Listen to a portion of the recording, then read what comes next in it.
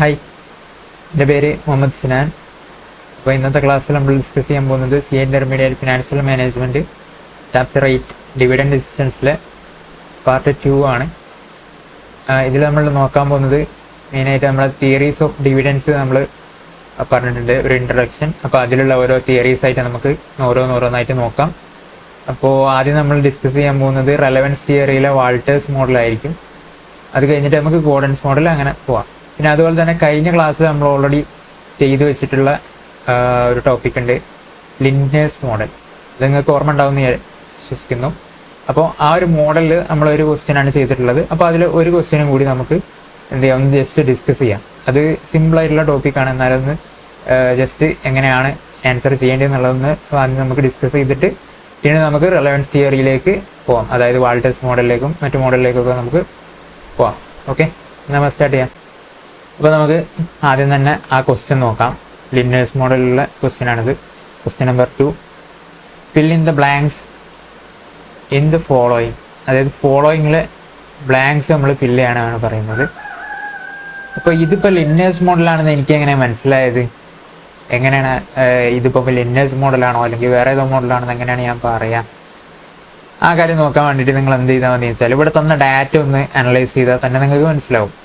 ഇതിപ്പം ഈ ലിനിയേഴ്സ് മോഡൽ എന്ന് പറഞ്ഞാൽ ഒരു ജസ്റ്റ് ഒരു ഇക്വേഷൻ നമ്മൾ പിന്നെ ഡെറിവേറ്റ് ചെയ്യുക, അല്ലെങ്കിൽ ഇക്വേഷനിലേക്ക് ഇട്ട് കൊടുത്തിട്ട് അത് ജസ്റ്റ് ആ വാല്യൂ കണ്ടുപിടിക്കുക എന്നുള്ളൊരു രീതിയിലുള്ള അങ്ങനത്തെ ക്വസ്റ്റ്യൻസ് ആണ് അധികവും ഈ ലിനിയേഴ്സ് മോഡൽ എന്ന് വരിക. അത് ചെറിയൊരു ടോപ്പിക് ആയതുകൊണ്ട് തന്നെ അങ്ങനത്തെ ക്വസ്റ്റ്യൻസ് ആയിരിക്കും വരുന്നത്. അപ്പോൾ അതുകൊണ്ട് തന്നെ ഇതിൽ എന്തൊക്കെ തന്നിട്ടുള്ളത്, this is last year dividend. Last year dividend എന്ന് പറഞ്ഞിട്ട് തന്നിട്ടുണ്ട്. ഇതെന്താണ്? This is D0. ഇത് നമുക്ക് ഓൾറെഡി അറിയുന്ന കാര്യമാണ്. Current year earning, okay, current year earning ഉണ്ട്. Target pay out ratio, target pay out ratio നമുക്ക് തന്നിട്ടുണ്ട്. കറണ്ട് ഇയർ ഡിവിഡൻഡ് നമുക്ക് തന്നിട്ടുണ്ട്. ഇതെന്താണ്? D1 ആണ്. അതുപോലെ തന്നെ ടാർഗറ്റ് പേ ഔട്ട് റേഷ്യോ നമുക്ക് ടാർഗറ്റ് പേ ഔട്ട് റേഷ്യോ ഇത് നമുക്ക് ആ ഇക്വേഷനിൽ കൊടുക്കാൻ ആവശ്യമുള്ള സാധനം തന്നെയാണ്. പിന്നെ എന്ത് തന്നിട്ടുണ്ട്? അഡ്ജസ്റ്റ്മെന്റ് ഫാക്ടർ തന്നിട്ടുണ്ട്. അപ്പോൾ ഇത് കാണുമ്പോൾ തന്നെ, ഈ അഡ്ജസ്റ്റ്മെന്റ് ഫാക്ടർ കാണുമ്പോൾ തന്നെ നിങ്ങൾക്ക് മനസ്സിലാക്കിയത് എന്താണ്, ലിനിയേഴ്സ് മോഡലാണ് ഉള്ളത് എന്ന്. അല്ലാതെ വേറെ ഏതെങ്കിലും നമ്മൾ അഡ്ജസ്റ്റ്മെന്റ് ഫാക്ടറിനെ പറ്റി പഠിച്ചിട്ടില്ലല്ലോ. അപ്പം ആ അഡ്ജസ്റ്റ്മെന്റ് ഫാക്ടർ കണ്ടാൽ തന്നെ നിങ്ങൾക്ക് മനസ്സിലാക്കാം ഇത് ലിനിയേഴ്സ് മോഡലാണ് ആസ്ക് ചെയ്യുന്നത്. അപ്പോൾ ഡാറ്റ ഒക്കെ വെച്ചിട്ട് നിങ്ങൾ നോക്കുക. അപ്പോൾ എന്താണ് ലിനിയേഴ്സ് മോഡലിന്റെ ഇക്വേഷൻ വരുന്നത്? D1 equal to D0 plus EPS into dividend pay out ratio minus D0 into annuity factor. Okay, ഇതാണ് നമ്മുടെ ഇക്വേഷൻ വരുന്നത്. നമുക്ക് ഓൾറെഡി അറിയുന്ന കാര്യമാണ്, കഴിഞ്ഞ ക്ലാസ്സിൽ നമ്മൾ ഡീറ്റെയിൽ ആയിട്ട് ഡിസ്കസ് ചെയ്ത കാര്യമാണ്. ഓക്കെ, അപ്പോൾ ഈ D1 എന്ന് പറഞ്ഞാൽ ഓൾറെഡി ഇവിടെ ക്വസ്റ്റ്യനിൽ തന്നിട്ടുണ്ട്. ചിലതിൽ എന്ത് തന്നിട്ടുണ്ടാവും? D1 തന്നിട്ടുണ്ടാവും. ചിലതിൽ ഇപ്പോൾ ഓരോന്നും മിസ്സിങ് ആയിട്ടാണ് വരുന്നത്. അപ്പോൾ നമുക്ക് എന്ത് ചെയ്യാം, ഈ ഫസ്റ്റത്തെ ഞാൻ ഒന്ന് ചെയ്ത് കാണിക്കാം. അപ്പോൾ തന്നെ നിങ്ങൾക്ക് ഒരു ഐഡിയ കിട്ടും.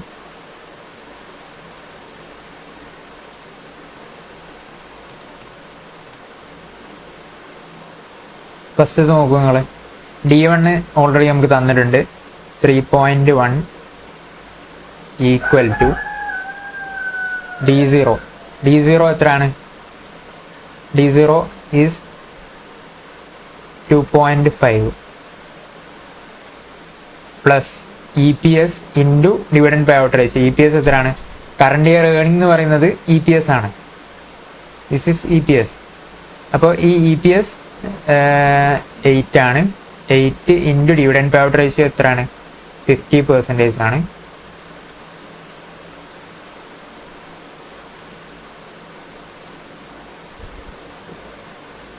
എയ്റ്റ് ഇൻറ്റു 50% എന്ന് പറയുമ്പോൾ ₹4 ആയിരിക്കും നമുക്ക് വരുന്നത്. മൈനസ് D0 നമുക്ക് തന്നിട്ടുണ്ടോ? D0 നമുക്ക് തന്നിട്ടുണ്ട്. അതാണ് നമ്മൾ ഓൾറെഡി എടുത്തിട്ടുള്ളത്.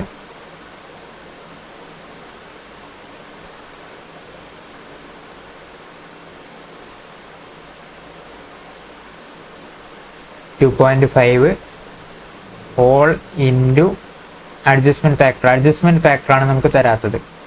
അപ്പോൾ ഇത് ഹോൾ ഇൻറ്റു ഇത് ചെയ്തപ്പോൾ നമുക്ക് എത്ര കിട്ടി? 3.1 കിട്ടിയെന്നാണ് പറയുന്നത്. അപ്പോൾ ഇതിൽ നമ്മൾ ഓൾറെഡി കഴിഞ്ഞ ക്ലാസ്സിൽ പറഞ്ഞിരുന്നു, ഇതൊന്നും നിങ്ങൾക്ക് ഒരു ഡൗട്ട് വരും, ഈ EPS into dividend pay out ratio തന്നെ അല്ലേ നമ്മുടെ എന്ത് ഡിവിഡൻഡ് എന്ന് പറഞ്ഞാൽ അത് തന്നെ അല്ലേ എന്നുള്ളൊരു ഡൗട്ട് വരും. പക്ഷേ അത് ഡിഫറൻസ് വരുന്നത് നിങ്ങൾ കണ്ടോ, ഇവിടെ 4 വരുന്നത്, ഇവിടെ നമുക്ക് കറണ്ട് ഇയർ ഡിവിഡൻഡ് വരുന്നത് 3.1 ആണ്. ആ ഒരു ഡിഫറൻസിന് കാരണം എന്താണെന്ന് വെച്ചാൽ ആ അഡ്ജസ്റ്റ്മെന്റ് ഫാക്ടറാണ്. അഡ്ജസ്റ്റ്മെന്റ് ഫാക്ടർ എന്ന് പറയുമ്പോൾ നമ്മൾ ഇപ്പം ടാർഗറ്റഡ് പേ ഔട്ട് റേഷ്യോ എന്ന് പറഞ്ഞാൽ നമ്മളിപ്പോൾ ഒരു ഇത്ര ഡിവിഡൻഡ് പേ ചെയ്യണം എന്നൊരു ടാർഗറ്റ് വെക്കും. പക്ഷേ നമ്മൾ വെക്കുന്ന ടാർഗറ്റ് അല്ലെങ്കിൽ ബഡ്ജറ്റും ആക്ച്വലും തമ്മിലൊരു ഡിഫറൻസ് ഉണ്ടാവും. കാരണം എന്താ വെച്ചാൽ ആ സമയത്തെ കണ്ടീഷൻസ് ഒക്കെ വെച്ചിട്ട് നമ്മൾ എന്ത് ചെയ്യും, ചിലപ്പോൾ ആ ടാർഗറ്റഡ് പേ ഔട്ട് റേഷ്യോ നമുക്ക് കൊടുക്കാൻ പറ്റിക്കോളന്നില്ല. അപ്പോൾ അതുകൊണ്ട് തന്നെ ആ ഒരു ഡിഫറൻസ് ഉണ്ടാവില്ലേ, അതായത് നമ്മൾ എത്രയാണോ കൊടുക്കുന്നത് എന്നുള്ള ആ ഒരു ഡിഫറൻസ് ഉണ്ടാവും. ആ ഒരു ഡിഫറൻസിനെയാണ് നമ്മൾ ഈ അഡ്ജസ്റ്റ്മെന്റ് ഫാക്ടർ വെച്ചിട്ട് അഡ്ജസ്റ്റ് ചെയ്യുന്നത്. ഓക്കെ, അതായത് നമ്മൾ ബഡ്ജറ്റും ആക്ച്വലും തമ്മിൽ നിങ്ങൾ എന്ത് കോസ്റ്റിങ്ങിലൊക്കെ നിങ്ങൾ പഠിച്ചിട്ടുണ്ടാവും, ബഡ്ജറ്റും ആക്ച്വലും തമ്മിൽ കമ്പയർ ചെയ്യുന്നതും അത് വേരിയൻസ് അങ്ങനത്തെ സ്റ്റാൻഡേർഡ് കോസ്റ്റിംഗ് അതൊക്കെ നിങ്ങൾ പഠിച്ചിട്ടുള്ള കാര്യമായിരിക്കും. അപ്പോൾ അതിലൊക്കെ നിങ്ങൾ പഠിക്കുന്നത് എന്താണ്, സ്റ്റാൻഡേർഡും അതായത് അല്ലെങ്കിൽ നമ്മുടെ ബഡ്ജറ്റും ആക്ച്വലും തമ്മിൽ നമ്മൾ കമ്പയർ ചെയ്യുന്നതാണ്. അപ്പം ഈ നമ്മുടെ ഈ ബഡ്ജറ്റും ആക്ച്വലും ആയിട്ട് എന്ത് ചെയ്യാം, കമ്പൈൻ ചെയ്യാൻ വേണ്ടിയിട്ട് അല്ലെങ്കിൽ ബഡ്ജറ്റും ആക്ച്വലും ആയിട്ടുള്ള ആ ഒരു റിലേഷൻ എന്ന് പറയുന്നത് ഈ അഡ്ജസ്റ്റ്മെന്റ് ഫാക്ടറാണ് ഇവിടെ. ഓക്കെ, ഈ അഡ്ജസ്റ്റ്മെന്റ് ഫാക്ടർ നിങ്ങൾ കഴിഞ്ഞ ക്വസ്റ്റ്യനിൽ നിങ്ങൾ കണ്ടതല്ലേ, only 80% of 50% of dividend incremental dividend can be maintained എന്ന് പറഞ്ഞിട്ടൊരു വേർഡിംഗ് ഒക്കെ നമ്മുടെ കഴിഞ്ഞ ക്വസ്റ്റ്യനിൽ നിങ്ങൾ നോക്കിയാൽ കാണാം. അപ്പോൾ ഇതെന്താണ്, അതായത് നമ്മൾ ഉദ്ദേശിച്ചിരുന്നത് 50% ഡിവിഡൻഡ് പേ ഔട്ട് റേഷ്യോ കൊടുക്കുന്നതാണ്.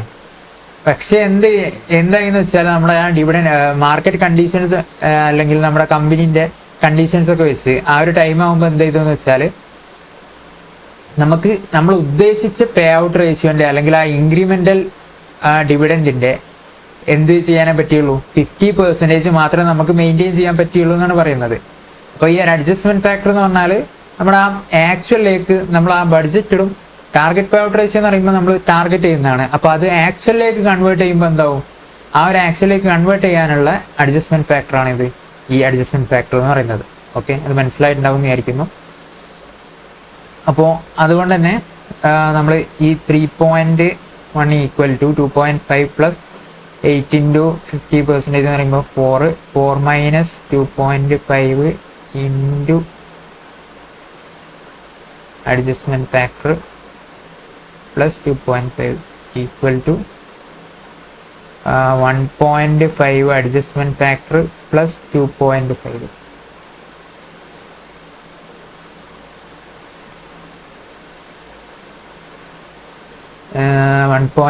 ഇനി 1.5 അഡ്ജസ്റ്റ്മെന്റ് ഫാക്ടർ ഈക്വൽ ടു ഈ 1.5 അഡ്ജസ്റ്റ്മെന്റ് ഫാക്ടർ കൂടെ വെച്ചിട്ട് ഈ 2.5 നമ്മൾ എന്ത് ചെയ്യുന്നു, ഈ 3.1 ഇങ്ങോട്ടേക്ക് കൊണ്ടുവരുമ്പോൾ എന്താവും, ഇവിടെ പ്ലസ് ഉള്ളത് ഇപ്പുറത്തേക്ക് പോകുമ്പോൾ മൈനസ് ആവും. അപ്പോൾ 3.1 മൈനസ് 2.5 ഈസ് ഈക്വൽ ടു 0.6 എന്ന് വരും. അപ്പോൾ 3.1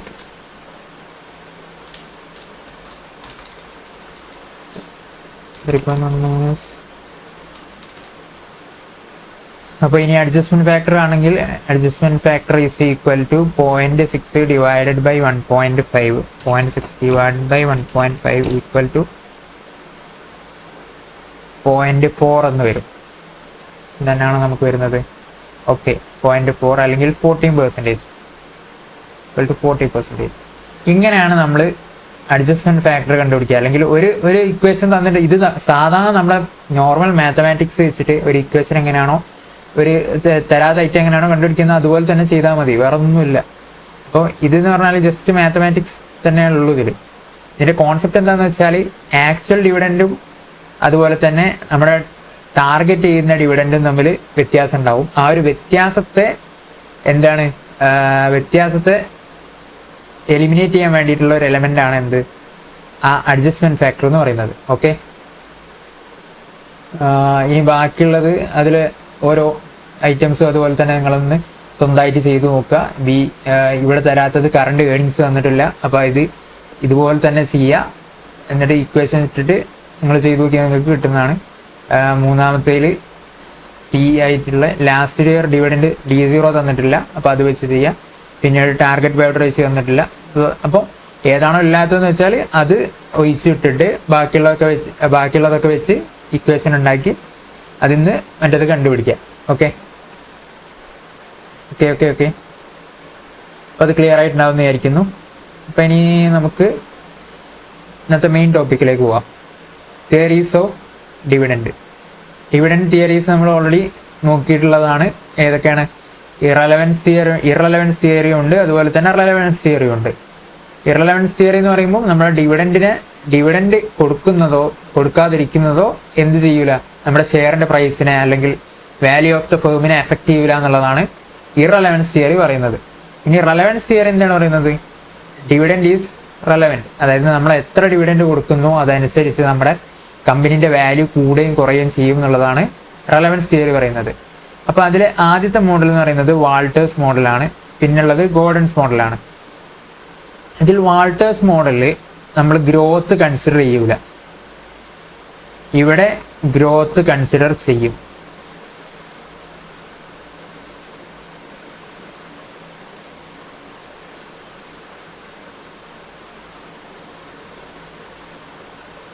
ഇവിടെ ഗ്രോത്ത് കൺസിഡർ ചെയ്യും. ഇതാണ് ഈ വാൾട്ടേഴ്സ് മോഡലും ഗോർഡൻസ് മോഡലും തമ്മിലുള്ള മെയിൻ ഡിഫറൻസ് എന്ന് പറയുന്നത്. ബാക്കിയൊക്കെ ഏതാണ്ട് സെയിം തന്നെയാണ് വരുന്നത്. ഓക്കെ, ഇനി ആദ്യം തന്നെ നമുക്ക് എന്ത് ചെയ്യാം, വാൾട്ടേഴ്സ് മോഡൽ എന്താണ് പറയുന്നത്, അതുപോലെ തന്നെ അതിലെ ഇക്വേഷൻ എങ്ങനെയാണ്, എന്താണ് അതിൻ്റെ കോൺസെപ്റ്റ് എന്നുള്ള കാര്യങ്ങളൊക്കെ നമുക്ക് ഡിസ്കസ് ചെയ്യാം. ഓക്കെ, ഫസ്റ്റത്തെ ഡിവിഡൻഡ് തിയറിയിലെ ഫസ്റ്റ് ടോപ്പിക്കാണ് വാൾട്ടേഴ്സ് മോഡൽ. വാൾട്ടേഴ്സ് മോഡലിൽ സർട്ടൈൻ അസംഷൻസ്, ഇത് നമ്മുടെ ക്യാപിറ്റൽ സ്ട്രക്ചർ തിയറീസ് നിങ്ങൾ പഠിച്ചിട്ടുണ്ടെങ്കിൽ നിങ്ങൾക്ക് ഓർമ്മ ഉണ്ടാവും. അതിലും എന്തുണ്ട്, കുറേ തിയറീസ് പറയുന്നുണ്ട്, അല്ലെങ്കിൽ കുറേ അസംഷൻസ് ഉണ്ട്. ഇപ്പം ഡിവിഡൻഡ് അവിടെ എന്തൊക്കെ അസംഷൻസ് എന്ന് വെച്ചാൽ ടാക്സ് ഇല്ലാത്തതാണ്. ഇപ്പം അപ്രോച്ച് വിത്ത് ടാക്സ് അല്ലാത്ത ബാക്കിയുള്ള എല്ലാത്തിലും എന്ത് ചെയ്യുന്നുണ്ട്, ടാക്സിനെ ഇഗ്നോർ ചെയ്യുന്നുണ്ട്. അപ്പോൾ അതുപോലെ തന്നെ ഇവിടെയും എന്തുണ്ട്, കുറേ അസംഷൻസ് ഉണ്ട്. അപ്പോൾ ഈ അസംഷൻസിന്റെ ബേസിലാണ് ഈ ഒരു ഇക്വേഷൻ ഡിറൈവ് ചെയ്തിട്ടുള്ളത്. അപ്പോൾ ഈ അസംഷൻസ് പാളിക്കഴിഞ്ഞാൽ എന്താവും, ഈ ഇക്വേഷനും നമുക്ക് വാലിഡ് ആയിട്ടുണ്ടാവില്ല. അപ്പോൾ ആദ്യം തന്നെ നമുക്ക് എന്ത് ചെയ്യാം, ഈ അസംഷൻസ് എന്തൊക്കെയാണെന്ന് ജസ്റ്റ് ഒന്ന് ഓവർവ്യൂ ആയിട്ട് നോക്കാം. ഈ അസംഷൻസ് എന്തൊക്കെയാണ് ചിലപ്പോൾ തിയറിയിൽ നിങ്ങളോട് ചോദിച്ചേക്കാം, അല്ലാതെ നിങ്ങൾ പ്രാക്ടിക്കലായിട്ട് ഈ അസംഷൻസ് ഒന്നും നിങ്ങൾ നോക്കേണ്ട കാര്യമില്ല. ക്വസ്റ്റ്യനിൽ നിങ്ങൾ അത്രയ്ക്ക് കൺഫ്യൂസ് ചെയ്തിട്ട് വരാൻ ചാൻസ് ഇല്ല. ഓക്കെ, അപ്പോൾ വാൾട്ടേഴ്സ് മോഡലിന്റെ assumptions: all investment proposals of the firm are to be financed through retained earnings only. അതായത് നമ്മുടെ ഈ investment proposals of firm financed through retained earnings only. ഇത് എന്തിനാ ഇങ്ങനെ പറയുന്നതെന്ന് വെച്ചാൽ, നമ്മുടെ ഈ റീറ്റൈൻഡ് ഏർണിങ്സ് എന്ന് പറഞ്ഞാൽ എന്താണ്, നമ്മുടെ ഡിവിഡൻഡ് കൊടുത്തു കഴിഞ്ഞിട്ടുള്ള ബാക്കിയുള്ള എമൗണ്ട് ആണ് എന്തെന്ന് പറയുന്നത്, റീറ്റൈൻഡ് ഏർണിങ്സ് എന്ന് പറയുന്നത്. അപ്പോൾ ഈ റീറ്റൈൻഡ് ഏർണിങ്സേ നമുക്ക് എന്തായിട്ട് യൂസ് ചെയ്യാൻ കഴിയുന്നുള്ളൂ, ഫേമിന്റെ ഇൻവെസ്റ്റ്മെന്റ് ഓപ്ഷൻസിന് ഇൻവെസ്റ്റ് ചെയ്യാൻ കഴിയുന്നുള്ളൂ. അല്ലാതെ നമുക്ക് ബാങ്കിൽ നിന്ന് ലോൺ എടുക്കാനുള്ള ഓപ്ഷൻസോ അങ്ങനത്തെ ഓപ്ഷൻസ് ഒന്നും ഇല്ലാത്ത ഒരു സാഹചര്യമാണെന്ന് എന്ത് ചെയ്യുന്നുണ്ട്, അസ്യൂം ചെയ്യുന്നുണ്ട്. അപ്പം അങ്ങനെ അസ്യൂം ചെയ്യുന്നതിനെ കൊണ്ട് തന്നെ എന്തുണ്ടാവും ഇവിടെ, അങ്ങനെ അസ്യൂം ചെയ്യുന്നതിനെ കൊണ്ടാണ് ഇവിടെ റീറ്റൈൻഡ് ഏർണിങ്സും അതുപോലെ തന്നെ ഡിവിഡൻഡും തമ്മിലുള്ള റിലേഷൻ ഇമ്പോർട്ടൻ്റ് ആയിട്ട് വരുന്നത്. എത്ര റീറ്റൈൻഡ് ഏർണിങ്സ് അവിടെ വെച്ചാലാണ് നമുക്ക് പുതിയ ഇൻവെസ്റ്റ്മെന്റ്സ് കവർ ചെയ്യാൻ ഉള്ള ഫണ്ട് ഉണ്ടാവുക, അതുപോലെ തന്നെ അതനുസരിച്ച് എത്രയാണ് നമ്മുടെ വാല്യൂ കൂടുക, അങ്ങനത്തെ കാര്യങ്ങളൊക്കെ നോക്കുന്നത് ഈ റീറ്റൈൻഡ് ഏർണിങ്സിന്റെ ബേസിലായിരിക്കും. അപ്പോൾ അതാണ് ആദ്യത്തെ അസംഷൻസ്. അതായത് നമ്മുടെ ഇൻവെസ്റ്റ്മെന്റ് പ്രൊപ്പോസൽസ് ഒക്കെ റീറ്റൈൻഡ് ഏർണിങ്സ് കൊണ്ടായിരിക്കും, ലോൺ എടുക്കാൻ അങ്ങനത്തെ ഓപ്ഷൻസ് ഒന്നും ഇവിടെ ഇല്ല. അതാണ് ഫസ്റ്റ് എന്തെന്ന് പറയുന്നത്, അസംഷൻ എന്ന് പറയുന്നത്. R rate of return and KE cost of capital are constant. അതായത് റേറ്റ് ഓഫ് റിട്ടേണും KEയും എന്തായിരിക്കും, കോൺസ്റ്റന്റ് ആയിരിക്കും. ഒരു KEയും ഒരു റിട്ടേണും ആയിരിക്കും ഉണ്ടാവുക. ഫ്ലക്ച്വേറ്റ് ചെയ്ത് അല്ലെങ്കിൽ മാർക്കറ്റ് കണ്ടീഷൻസ് അങ്ങനത്തെ കാര്യങ്ങളൊന്നും ഇവിടെ കൺസിഡർ ചെയ്യുന്നില്ല. അപ്പോൾ എല്ലാ ടൈമും എന്തായിരിക്കും, റിട്ടേണും അതുപോലെ തന്നെ KEയും സെയിം ആയിരിക്കും എന്നാണ് പറയുന്നത്. Okay, perfect capital markets. The firm operates in market in which all investors are rational and information is freely available to all. ഇതെന്താണ് ഇങ്ങനെ പെർഫെക്റ്റ് ക്യാപിറ്റൽ മാർക്കറ്റ് എന്നുള്ളതിനെ കൊണ്ട് ഉദ്ദേശിക്കുന്നത് നമ്മുടെ ഇൻവെസ്റ്റേഴ്സിനൊക്കെ എന്തുണ്ട്, നമ്മുടെ മാർക്കറ്റ് സ്റ്റോക്ക് മാർക്കറ്റുമായിട്ട് അല്ലെങ്കിൽ നമ്മുടെ ഷെയർ ലിസ്റ്റഡ് ആണ്, അതുപോലെ തന്നെ ആൾക്കാർക്ക് പെട്ടെന്ന് നമ്മുടെ ഷെയറിൻ്റെ വാല്യൂ കാണാനും അതുപോലെ തന്നെ ഡിവിഡൻഡ് അങ്ങനത്തെ കാര്യങ്ങളൊക്കെ പെട്ടെന്ന് നമുക്ക് കൊടുത്തു തീർക്കാനും ഒക്കെ ഉള്ള ഫെസിലിറ്റീസ് ഉണ്ട് എന്നുള്ളതാണ് ഈ പെർഫെക്റ്റ് ക്യാപിറ്റൽ മാർക്കറ്റ് എന്നുള്ളതിനെ കൊണ്ട് ഉദ്ദേശിക്കുന്നത്. Okay,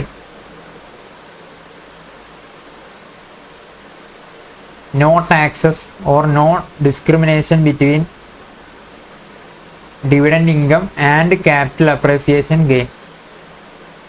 It means there is no difference in taxation of dividend income or capital gain.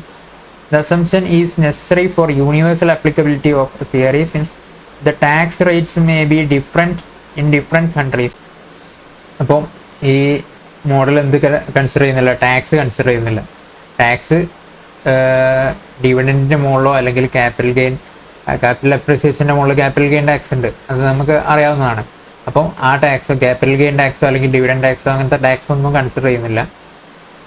പിന്നെ അതുപോലെ തന്നെ no flotation or transaction cost, അതായത് ഫ്ലോട്ടേഷൻ കോസ്റ്റ് ട്രാൻസാക്ഷൻ കോസ്റ്റ് എന്നൊക്കെ പറയുന്നത് നമ്മൾ സ്റ്റോക്ക് മാർക്കറ്റിലൂടെ ചെയ്യുന്നവരാണെങ്കിൽ പിന്നെ അതിന് നമ്മൾ സ്റ്റോക്ക് ലിസ്റ്റ് ചെയ്യാൻ വേണ്ടിയിട്ട് ഒരു കോസ്റ്റൊക്കെ വരും. അപ്പോൾ കമ്പനീൻ്റെ പോയിന്റ് ഓഫ് വ്യൂ നോക്കുകയാണെങ്കിൽ കമ്പനി ലിസ്റ്റ് ചെയ്യുമ്പോൾ ആ time flotation cost transaction cost എന്നൊക്കെ പറഞ്ഞിട്ട് കോസ്റ്റുകൾ വരാറുണ്ട്, അല്ലെങ്കിൽ ഓരോ ട്രാൻസാക്ഷൻ നടക്കുമ്പോൾ കോസ്റ്റ് വരാറുണ്ട്. അപ്പോൾ ആ ഒരു കോസ്റ്റ് അങ്ങനത്തെ കോസ്റ്റുകളൊന്നും ഇവിടെ വരുന്നില്ല എന്നുള്ള അസംപ്ഷനാണ് ഇവിടെ ചെയ്യുന്നത്. അപ്പോൾ similarly these cost may differ country to country or market to market. Okay, the firm has perpetual life. Perpetual life എന്ന് പറയുമ്പം നമ്മുടെ ഗോയിങ് കൺസേൺ എന്താണെന്ന് എല്ലാവർക്കും അറിയുന്നുണ്ടാവും. അതായത് നമ്മുടെ കമ്പനി ഇയേഴ്സ് പോയിക്കൊണ്ടേയിരിക്കും. ഇപ്പോഴുള്ള owners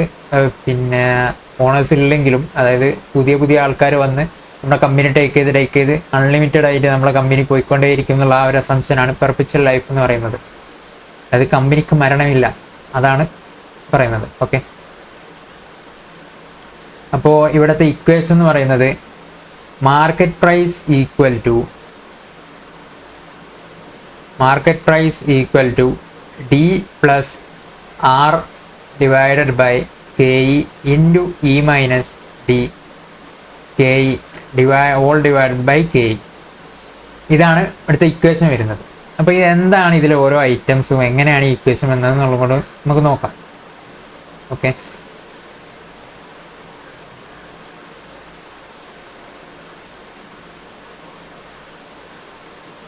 P equal to D.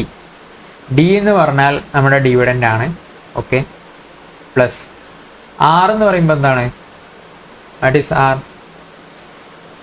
R എന്ന് പറഞ്ഞാൽ IRR അല്ലെങ്കിൽ റിട്ടേൺ ഓൺ ഇൻവെസ്റ്റ്മെൻറ്റ്.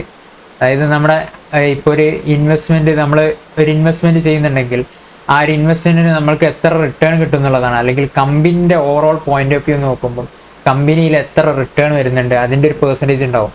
ആ പെർസെൻറ്റേജ് നിങ്ങൾക്ക് ഓൾറെഡി നമ്മളെ ചാപ്റ്റർ 3 പഠിച്ചിട്ടുണ്ടാവും, എന്താണ് റിട്ടേൺ ഓൺ ഇൻവെസ്റ്റ്മെൻറ്റ്, അതുപോലെ തന്നെ IRR എന്താണെന്നൊക്കെ പഠിച്ചിട്ടുണ്ടാവും. അപ്പം അതേ സാധനം തന്നെയാണ്. അതായത് കമ്പനി ഒരു അസറ്റ്സിൽ ഇൻവെസ്റ്റ് ചെയ്യുന്നുണ്ടെങ്കിൽ അല്ലെങ്കിൽ കമ്പനിക്ക് ഓവറോൾ ആയിട്ട് എത്ര പെർസെൻറ്റേജ് ആണ് റിട്ടേൺ കിട്ടുന്നത് എന്നുള്ളതാണ് IR എന്നുള്ളതിനെ കൊണ്ട് ഉദ്ദേശിക്കുന്നത്.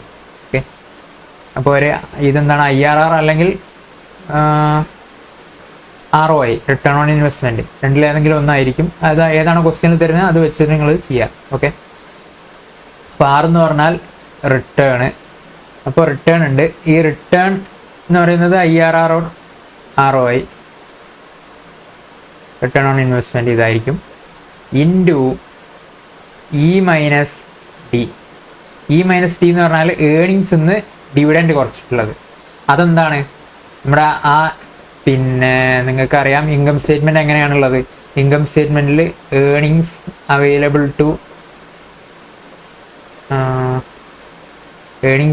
ടു ഇക്വിറ്റി ഷെയർ ഹോൾഡേഴ്സ് എന്ന് പറഞ്ഞിട്ടുണ്ട്.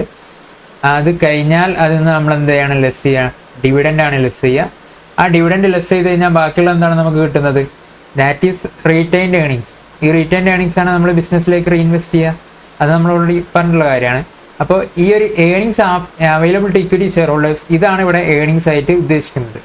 അപ്പോൾ ഈ ഒരു ഏണിങ്സ് ഡിവിഡൻഡ് കുറച്ച് കഴിഞ്ഞാൽ നമുക്ക് എന്താണ് കിട്ടുക?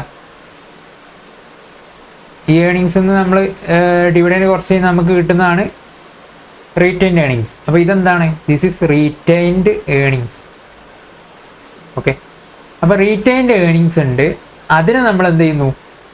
റിട്ടേൺ ഓൺ ഇൻവെസ്റ്റ്മെൻറ്റ് കൊണ്ട് മൾട്ടിപ്ലൈ ചെയ്യുന്നു. എന്താണ് അതിൻ്റെ പിന്നിലെ ലോജിക്ക്? അതായത് ഇവിടെ എന്താ വരുന്നതെന്ന് വെച്ചാൽ നമ്മൾ ഈ ഒരു റീറ്റെയിൻഡ് ഏണിങ്സിന്ന് നമ്മൾ റിട്ടേൺ മൾട്ടിപ്ലൈ ചെയ്യുന്നതിൻ്റെ ഉദ്ദേശം എന്താണെന്ന് വെച്ചാൽ നമ്മൾ ഇത്രയും എമൗണ്ട് നമ്മൾ പിന്നെയും റീഇൻവെസ്റ്റ് ചെയ്യുന്നതിനെ കൊണ്ട് നമുക്ക് എന്ത് ചെയ്യുന്നുണ്ട്? അത്രയും റിട്ടേൺ പിന്നെയും കിട്ടുകയാണ്. അതായത് നമ്മൾ ഇപ്പം പുതിയൊരു ഇൻവെസ്റ്റ്മെൻ്റ് ആണെങ്കിൽ വേറൊരു സ്ഥലത്തു നിന്ന് ഇൻവെസ്റ്റ്മെൻറ്റ് ഇറക്കുകയാണെങ്കിൽ നമ്മുടെ കമ്പനീൻ്റെ ഇൻവെസ്റ്റ്മെൻറ്റിന് കിട്ടുന്ന റിട്ടേൺ എന്ന് പറയുന്നത് ആറാണ്, അല്ലെങ്കിൽ ROI ആണ് നമ്മുടെ കമ്പനിക്ക് കിട്ടുന്ന ഇൻവെസ്റ്റ്മെൻറ്റ്. അപ്പോൾ നമ്മൾ ഈ റീറ്റെയിൻഡ് ഏണിങ്സ്, അതായത് ഈ ഏണിങ്സ് നമ്മൾ റീറ്റെയിൻ ചെയ്തതിനെ കൊണ്ട് നമുക്ക് ആ റീറ്റെയിൻഡ് ഏണിങ്സിൻ്റെ മുകളിൽ എന്ത് കിട്ടും? ഒരു റിട്ടേൺ കിട്ടും. എന്തായാലും കിട്ടില്ലേ? നമ്മൾ ഈ റീറ്റെയിൻഡ് ഏണിങ്സ് എന്ത് ചെയ്യും? നമ്മളൊരു ഇൻവെസ്റ്റ്മെൻറ്റ് ഓപ്ഷൻസിലേക്ക് ഒരു ഇൻവെസ്റ്റ്മെൻറ്റ് ചെയ്തിട്ട് ആ ഇൻവെസ്റ്റ്മെൻറ്റ് നമുക്ക് റിട്ടേൺ കിട്ടും. ആ ഒരു റിട്ടേൺ എമൗണ്ട് ആയിരിക്കും നമ്മൾ ഇത് രണ്ടും മൾട്ടിപ്ലൈ ചെയ്താൽ കിട്ടുന്നത്. ഓക്കെ, ആ ഒരു റിട്ടേൺ നമുക്ക് കിട്ടി. ഓക്കെ, അത് കിട്ടി. എന്നിട്ട് ഡിവൈഡഡ് ബൈ ഇവിടെ KE ചെയ്യുന്നുണ്ട്. KE ഇവിടെയാണ് ഡിവൈഡ് ചെയ്യുന്നത്. അത് ഇത് ശരിക്കും എന്താണ്? ഹോൾ ഡിവൈഡഡ് ബൈ K എന്നിട്ടാലും അല്ലെങ്കിൽ R ഡിവൈഡഡ് ബൈ K എന്നിട്ടാലും ഒരേ എഫക്റ്റ് തന്നെയാണ് വരുന്നത്. അപ്പോൾ അതുകൊണ്ട് എന്ത് പ്രശ്നമില്ല, നിങ്ങൾ എങ്ങനെ ഇട്ടാലും പ്രശ്നമില്ല. അപ്പം അത് R ഡിവൈഡഡ് ബൈ K ഞാൻ ഇടുന്നു. അപ്പോൾ ഈ ഡിവൈഡ് ബൈ K ഇടുന്നത് എന്തിനെ കൊണ്ടാണ്? നമ്മൾ ഓൾറെഡി ക്യാപിറ്റൽ സ്ട്രക്ചറിൽ വാല്യൂ ഓഫ് ദ ഫേം എങ്ങനെയാണ് കണ്ടുപിടിച്ചിട്ടുള്ളത്? Value of the firm equal to എന്താണ്? വാല്യൂ ഓഫ് ദ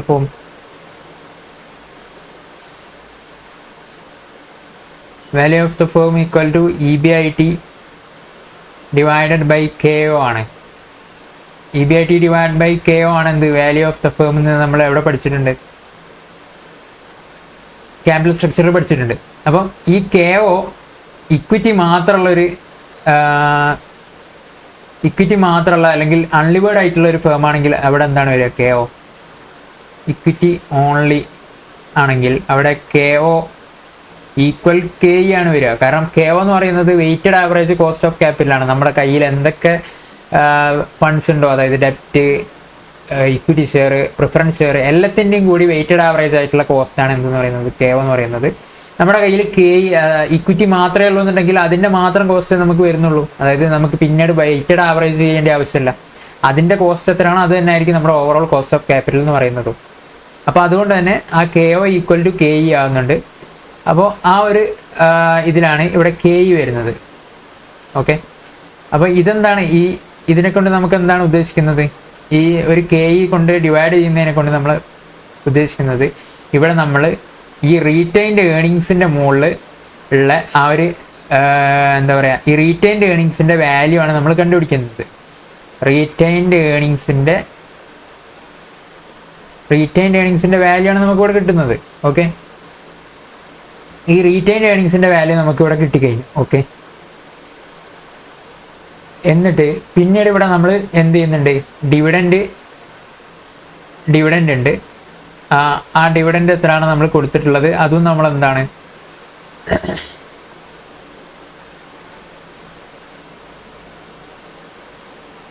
കൺസിഡർ ചെയ്യേണ്ടതുണ്ട്. കാരണം ആ ഡിവിഡൻഡ് നമ്മുടെ ഏണിങ്സ് തന്നെയാണ്. ഏണിങ്സ് എന്നുള്ളതാണ് നമ്മൾ ഇവിടെ കൺസിഡർ ചെയ്യുന്നത്. റീറ്റെയിൻ ഏണിങ്സിന് മാത്രമാണ്. അപ്പോൾ ഡിവിഡൻഡ് നമ്മൾ എന്ത് ചെയ്യണം? സെപ്പറേറ്റ് ആയിട്ട് നമ്മൾ വേറെ കൺസിഡർ ചെയ്യുന്നുണ്ട്.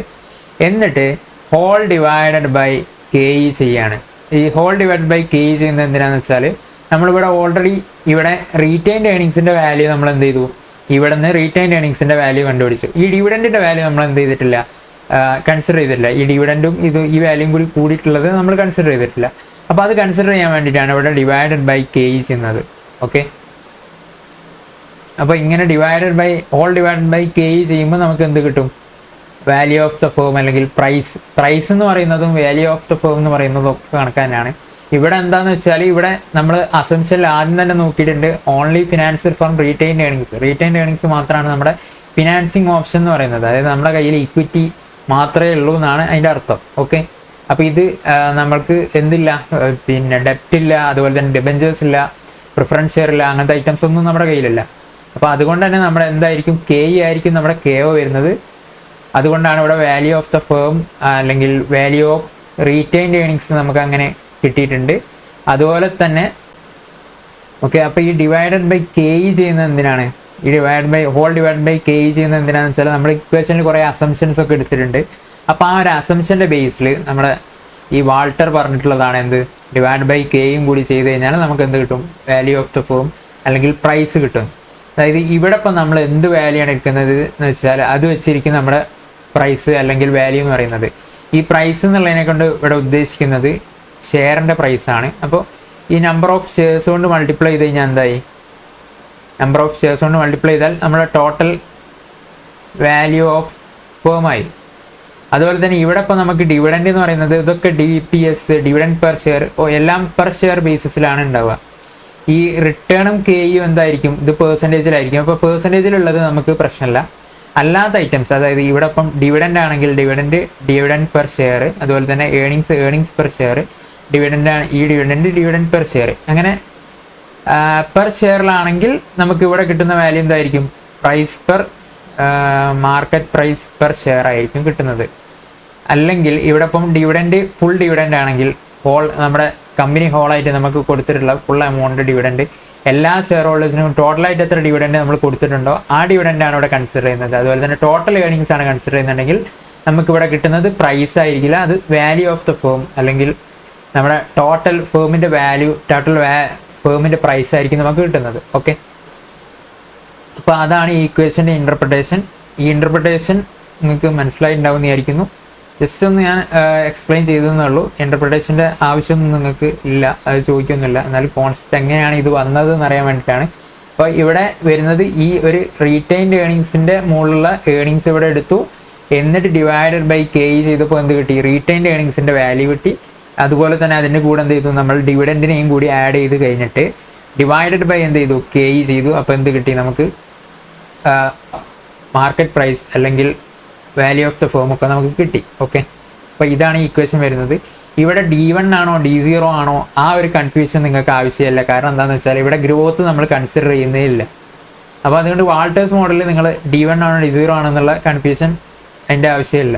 ഓക്കെ, ഓരോന്നും എന്തൊക്കെയാണെന്ന് കൊടുത്തിട്ടുണ്ട്. KE cost of equity, EPS, dividend per share, IRR or ROI. Okay, മനസ്സിലായിട്ടുണ്ടാവുന്നതായിരിക്കുന്നു.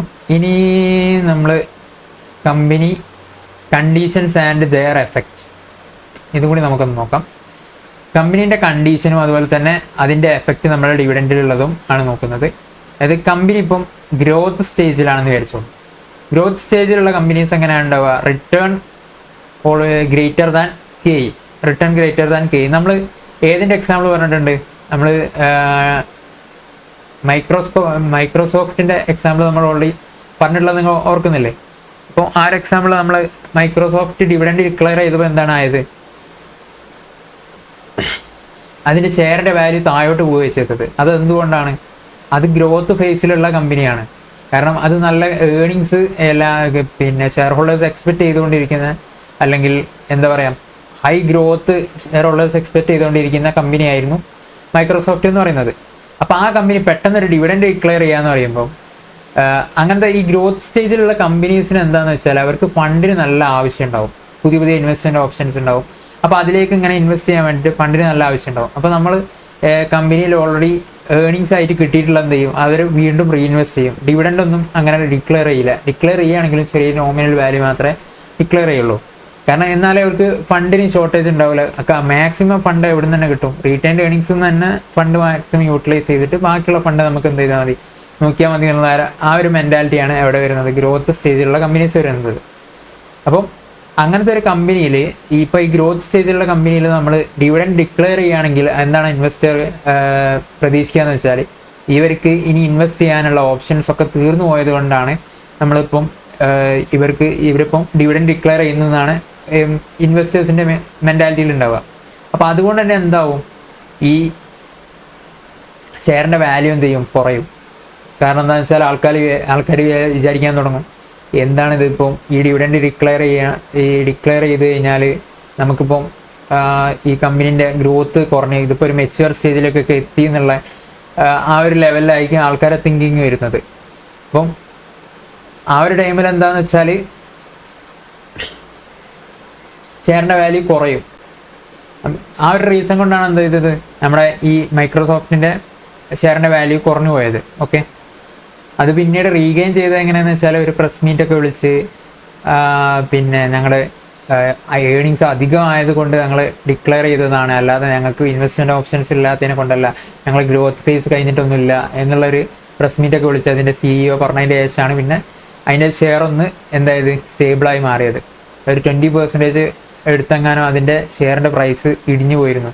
Okay, അപ്പോൾ അതുകൊണ്ട് തന്നെ റിട്ടേൺ കെയിനേക്കാളും കൂടുതലുള്ള കമ്പനീസ് എന്ന് പറഞ്ഞാൽ നമുക്ക് കിട്ടുന്ന റിട്ടേൺ കെയിനേക്കാളും കൂടുതലാണെങ്കിൽ അവിടെ എന്താണ് നല്ല ഗ്രോത്ത് ഉള്ള കമ്പനീസാണ് അതിനെക്കൊണ്ട് ഉദ്ദേശിക്കുന്നത്. അപ്പം അവിടെ എന്താണ് relationship between dividend and market price എന്തായിരിക്കും, നെഗറ്റീവ് ആയിരിക്കും. അതായത് നമ്മൾ ഡിവിഡൻഡ് ഡിക്ലെയർ ചെയ്യുന്നുണ്ടെങ്കിൽ അത് മാർക്കറ്റ് പ്രൈസ് എന്ത് ചെയ്യും, ഡിവിഡൻഡ് ഡിക്ലെയർ ചെയ്ത് കഴിഞ്ഞാൽ മാർക്കറ്റ് പ്രൈസ് കുറയ്ക്കും. അപ്പം ഒപ്റ്റിമം പേ ഔട്ട് റേഷ്യോ എന്ന് പറയുന്നത് അവിടെ ഒപ്റ്റിമം പേ ഔട്ട് റേഷ്യോ ആയിട്ടുള്ളത് 0 ആണ്. അതായത് 0 പേ ഔട്ട് റേഷ്യോ ആണെങ്കിൽ അവിടെ മാക്സിമം എന്തായിരിക്കും മാർക്കറ്റ് പ്രൈസ് ഉണ്ടായിരിക്കും അവിടെ.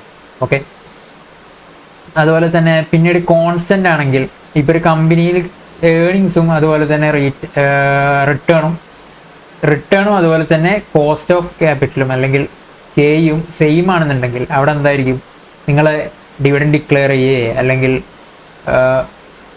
ഡിവിഡൻഡ് ഡിക്ലെയർ ചെയ്യാതിരിക്കുകയോ ചെയ്താൽ എന്ത് ചെയ്താലും അവിടെ എന്തായിരിക്കും, നോ എഫക്ട്സ് ആയിരിക്കും. അങ്ങനെയാണ് ഈ തിയറി പറയുന്നത്. അപ്പോൾ അത് ഈ ഇക്വേഷനിൽ നമ്മൾ നോക്കുമ്പോൾ അടുത്ത ക്വസ്റ്റ്യൻ ചെയ്യുമ്പോൾ നിങ്ങൾക്ക് മനസ്സിലാവുകയും ചെയ്യും.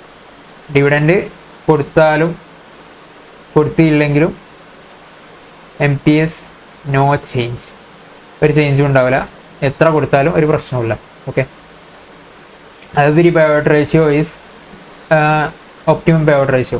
ഏത് പേ ഔട്ട് റേഷ്യോ ആണെങ്കിലും ഒപ്റ്റിമം ആണ്. ഓക്കെ, പിന്നീടുള്ളത് ഡിക്ലൈൻ ഫേസിലുള്ള കമ്പനീസ് ആണെങ്കിൽ, ഡിക്ലൈൻ ഫേസ് എന്ന് പറയുന്നത് ഇപ്പം ഒരു മെച്യൂർഡ് സ്റ്റേജിൽ എത്തിയിട്ട് ഡിക്ലൈനിലേക്ക് പോകുന്ന കമ്പനീസൊക്കെ ഉണ്ടാവും. അതായത് അത് കുറേ കാലം ഓടിക്കഴിഞ്ഞ് പിന്നെ എന്തായിരിക്കും, ഇപ്പോൾ ഇൻവെസ്റ്റ്മെൻറ്റ് ഓപ്ഷൻസ് ഒന്നുമില്ല, അല്ലെങ്കിൽ അവിടെ ഏതാണ്ട് ബിസിനസ്സൊക്കെ തീരാനായൊരു മട്ടാണെന്നുണ്ടെങ്കിൽ അവിടെ എന്തായിരിക്കും, റിട്ടേൺ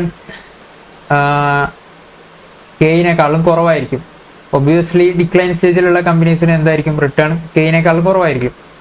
അപ്പം അവിടെ എന്താണ്, അവിടെ ഡിവിഡൻഡ് നമ്മൾ എത്ര ഡിക്ലെയർ ചെയ്യുന്നു അത്രയും എന്തായിരിക്കും മാർക്കറ്റ് പ്രൈസ് ഇൻക്രീസ് ചെയ്യാണ് ചെയ്യുക. കാരണം എന്താണെന്ന് വെച്ചാൽ ഇപ്പം ചില കമ്പനീസ് നമ്മൾ ചില ആൾക്കാരെ മെൻറ്റാലിറ്റി എന്താണെന്ന് വെച്ചാൽ ഡിവിഡൻഡ് കിട്ടുന്നുണ്ടെങ്കിൽ ആ ഷെയർ പെട്ടെന്ന് പർച്ചേസ് ചെയ്യും.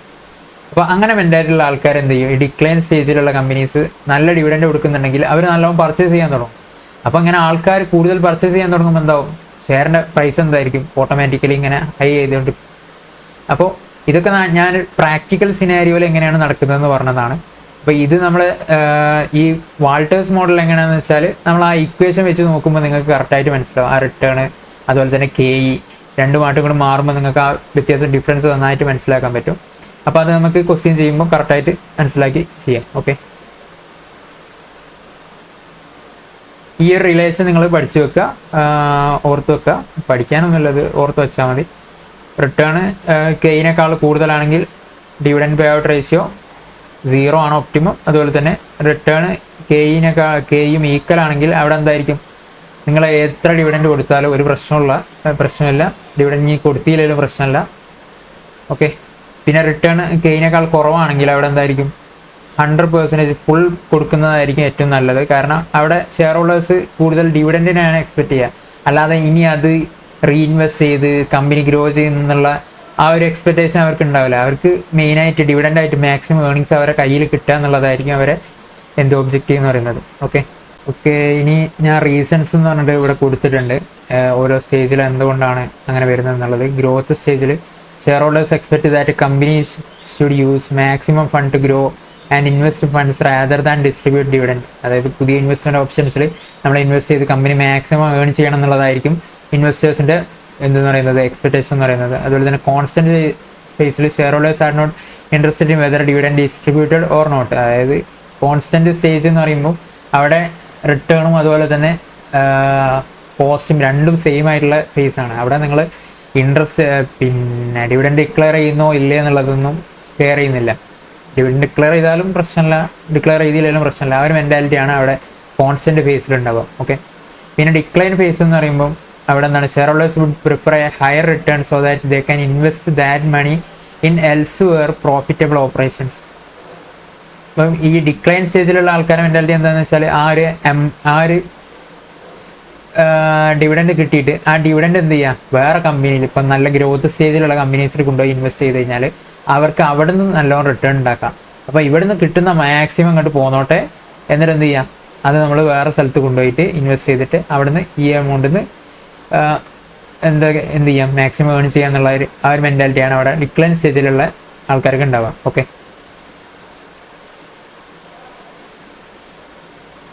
Inference, higher the retention ratio higher the value of the firm. Okay. അതായത് റിട്ടൻഷൻ റേഷ്യോ കൂടുന്നതനുസരിച്ച് വാല്യൂ ഓഫ് ദ ഫേം എന്ത് ചെയ്യും, ഇൻക്രീസ് ചെയ്തുകൊണ്ടേയിരിക്കും.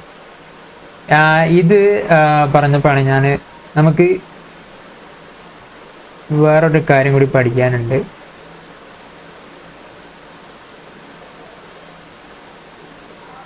എന്താന്ന് വെച്ചാൽ നമ്മളെ ഈ ഗ്രോത്ത് എന്നുള്ളത് എങ്ങനെയാണ് ഗ്രോത്ത് ഉണ്ടാവുന്നത്, കമ്പനിയിൽ എങ്ങനെയാണ് ഗ്രോത്ത് ഉണ്ടാവുന്നത്, ആ കാര്യമാണ് നമുക്ക് ജസ്റ്റ് ഒന്ന് ഡിസ്കസ് ചെയ്യാം.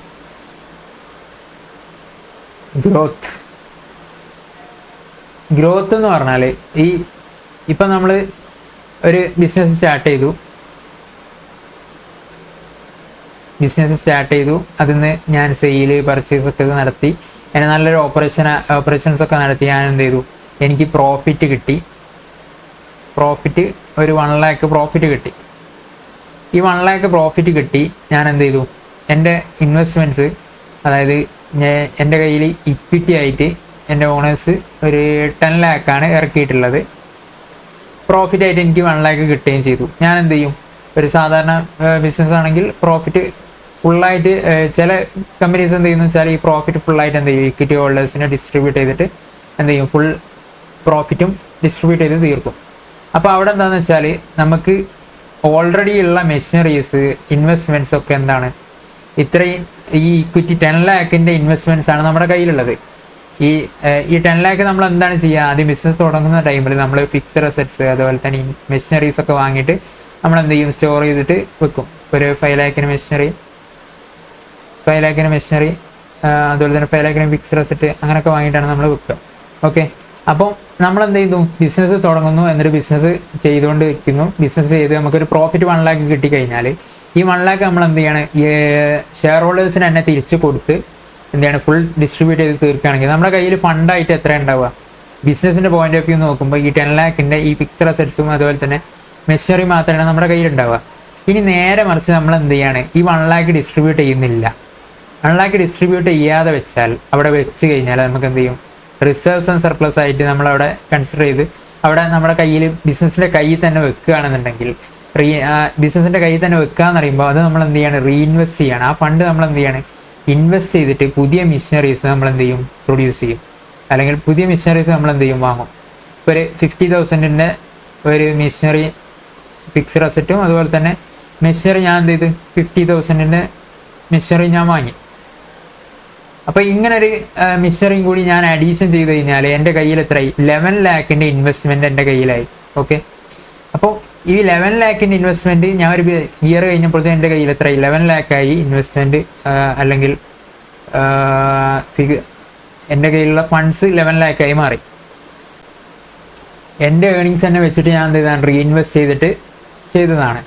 അപ്പം അതുകൊണ്ട് തന്നെ എനിക്ക് എന്ത് ചെയ്യാൻ പറ്റും, ഈ 50,000 അല്ലെങ്കിൽ ഈ ഒരു 11 lakhൻ്റെ മുകളിലായിരിക്കും എനിക്ക് പിന്നീട് എന്തുണ്ടാവുക, റിട്ടേൺ ഉണ്ടാവുക. അതായത് ഈ 11 lakh ഇത്രയും മെഷർ ഞാൻ പിന്നെ വാങ്ങിയതിനെ കൊണ്ട് എനിക്ക് എന്ത് ചെയ്യാൻ പറ്റും, കുറച്ചുകൂടി പ്രൊഡ്യൂസ് ചെയ്യാൻ പറ്റും ഐറ്റംസ്, അതുപോലെ തന്നെ അല്ലെങ്കിൽ കുറച്ചുകൂടി സെല്ല് ചെയ്യാൻ പറ്റും.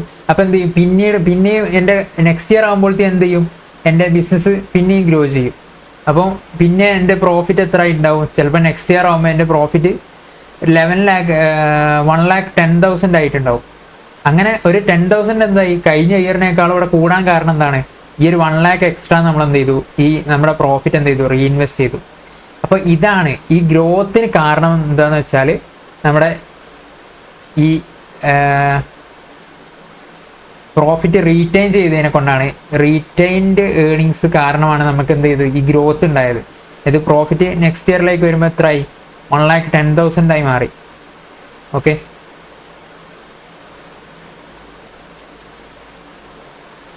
1,10,000 ആയി എന്ത് നമ്മുടെ നെക്സ്റ്റ് ഇയറിലേക്ക് വരുമ്പോൾ പ്രോഫിറ്റ്. അപ്പോൾ ഇതിന് കാരണം എന്താണ്, ഈ റീറ്റെയിൻഡ് ഏർണിങ്സ് ആണ്. അപ്പോൾ പിന്നെയും നമ്മൾ ഇൻവെസ്റ്റ് ചെയ്യുകയാണെങ്കിൽ എന്താവും, പിന്നെ അടുത്ത കൊല്ലം പിന്നെയും എന്താവും, നമുക്ക് ഏർണിങ്സ് പിന്നെയും കൂടും. ഇപ്പോൾ ഇവിടെ ഞാനിത് പിന്നെയും ഇവിടെ ഇൻവെസ്റ്റ് ചെയ്യുകയാണെന്നുണ്ടെങ്കിൽ എൻ്റെ കയ്യിൽ എത്രയായി, പിന്നെ ഒരു 1,10,000 കൂടി ആയാൽ 12,10,000 ആയി എൻ്റെ എന്ത് ഇൻവെസ്റ്റ്മെൻറ്റ്സ്. ഈ 12,10,000 മുകളിലായിട്ട് എനിക്ക് പിന്നെ റിട്ടേൺ കിട്ടുന്നത്, അതായത് പിന്നെ അത്രയും എനിക്ക് ഫിക്സഡ് അസറ്റ്സ് പിന്നെയും കൂടി എൻ്റെ കയ്യിൽ, ഫിക്സഡ് അസറ്റ്സ് അല്ലെങ്കിൽ എൻ്റെ ഇൻവെസ്റ്റ്മെൻറ്റ്സ് പിന്നെയും അത്രയും കൂടി. അപ്പോൾ അതിൽ നിന്ന് പിന്നെ എനിക്ക് എത്ര കുറച്ചുകൂടി ഇൻകം എന്ത് ചെയ്യാൻ പറ്റും, ജനറേറ്റ് ചെയ്യാൻ പറ്റും. അങ്ങനെയാണ് ഒരു ബിസിനസ് വളരുന്നത്. അപ്പോൾ ആ റീറ്റെയിൻഡ് ഏർണിങ്സ് ആണ് ബിസിനസ് വളർച്ച, ആ ഗ്രോത്തിന് കാരണം എന്ന് പറയുന്നത് റീറ്റെയിൻഡ് ഏർണിങ്സ് ആണ്. ഓക്കെ, അപ്പോൾ അതുകൊണ്ട് തന്നെ ഈ ഗ്രോത്തിൻ്റെ പേഴ്സൻറ്റേജ് നമ്മൾ കണ്ടുപിടിക്കുന്നത് എങ്ങനെയാണെന്ന് വെച്ചാൽ B/R ആണ് ഗ്രോത്ത്. B/R എന്ന് പറഞ്ഞാൽ, ഈ B എന്ന് പറഞ്ഞാൽ റിറ്റൻഷൻ റേഷ്യോ. നമ്മൾ എത്രയാണോ റീറ്റെയിൻ ചെയ്യുന്നത് ആ ഒരു റേഷ്യോ ഉണ്ടാവുമല്ലോ. ഇപ്പോൾ ഡിവിഡൻഡ് പേ ഔട്ട് റേഷ്യോ നമ്മൾ ഓൾറെഡി അറിയാം. അതുപോലെ തന്നെ ഈ റിറ്റൻഷൻ റേഷ്യോ എന്ന് പറയുന്നത് 1 - ഡിവിഡൻഡ് പേ ഔട്ട് റേഷ്യോ ആണ്. 1 - ഡിവിഡൻഡ് പേ ഔട്ട് റേഷ്യോ ആണ് റിറ്റൻഷൻ റേഷ്യോ എന്ന് പറയുന്നത്.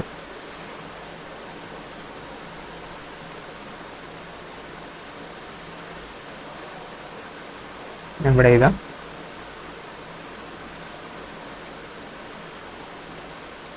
Growth G is equal to B/R.